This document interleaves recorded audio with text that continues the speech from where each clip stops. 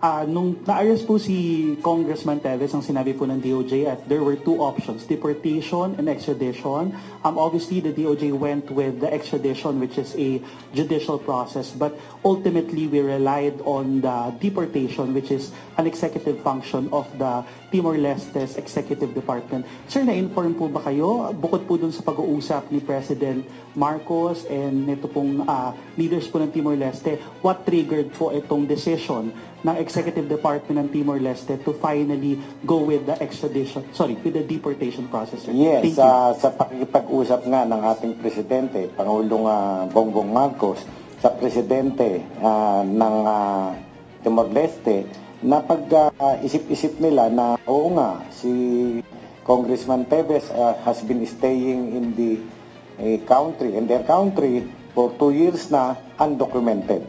So, tapos, na-realize din siguro nila that Congressman Teves is facing several crimes before our court here. Kaya sinabi nila yung gravity ng offense considered, kinonsider nila na threat na sa kanilang security si Congressman Teves. So, that is the reason why they decided finally to turn him over to the Philippine government. With your kind indulgence kay Ma'am Zenaida Teves, for the past 2 years, correct me if I'm wrong, ma'am, pero may dalawang taon na po kayo hindi nagkikita personally ni former Congressman Arnie Teves. Now that he's here, and sinabi po niya kanina he's able to now face the charges wrap up against him, what are your thoughts as a mother to Cong Teves po? Go ahead, diba? First, I really would like to thank Director Santiago and the whole NBI troop here. Talagang maganda yung pagkakatrato nila sa anak ko. Tama ka, for the last 2 years, hindi kami nagkita. And hindi ko rin siya mapuntahan dun sa Timor-Leste because my husband was also in and out of the hospital. We were not able to go home to Negros the past 2 years until my husband passed away last December 24. Papasalamat ako sa Diyos na after 2 years, nakita ko na, naakap ko na yung anak ko. And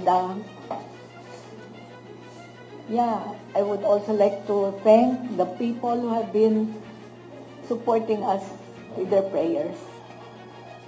Thank you. Bilin niyo na lang po sa kanya, ma'am. Bilin niyo po. Bilin niyo po sa kanya.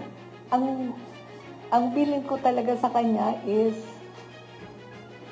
parating manalangin. They will be done. Alam na yun. Good morning po. Isa Cotoner from Bombo Radio Philippines. Kay Director na lang po.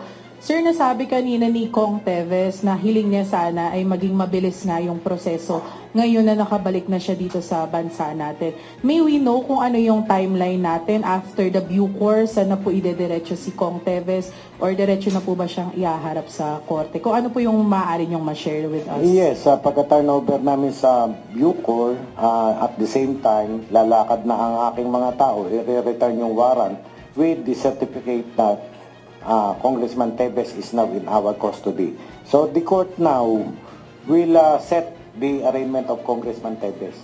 That will start the trial. No, baala na nga doon si Atty. Topacio, role niya na yun.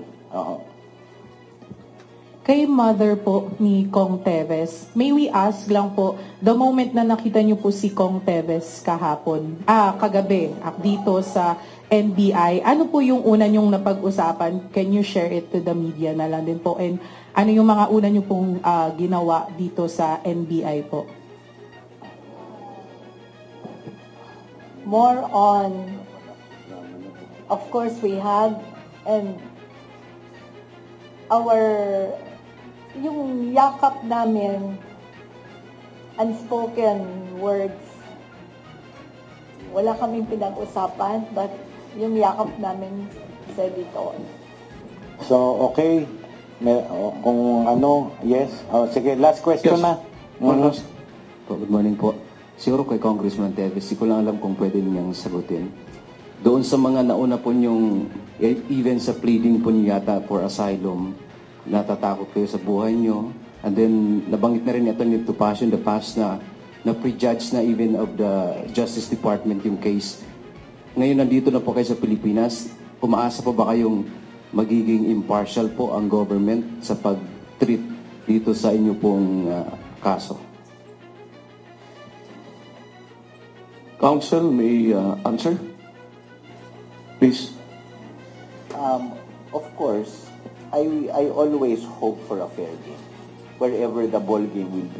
In any game naman, be it sports, be it judicial, be it whatever, be it a debate, we hope that the playground is,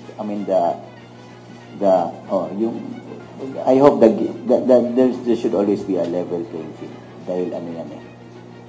That's fundamental.